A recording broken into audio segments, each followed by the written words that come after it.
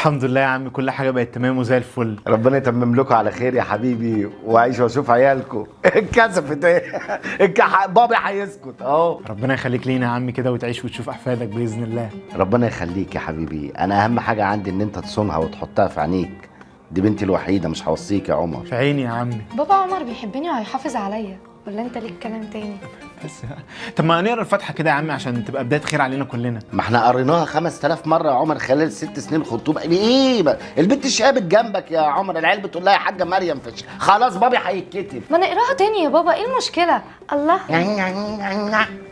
ماشي نقرا الفاتحه، عيال مستعجله.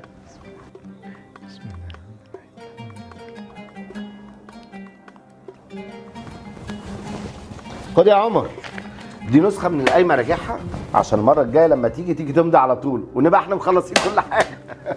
بقول لك ايه يا مريم، دواليب المطبخ نقيها ازرق ظهر الحوت. ايه ده يا عمي؟ هو مين قال لحضرتك ان انا همضي على قايمه؟ هو انت مش مفهمه بابا ان انا مش همضي على قوايم؟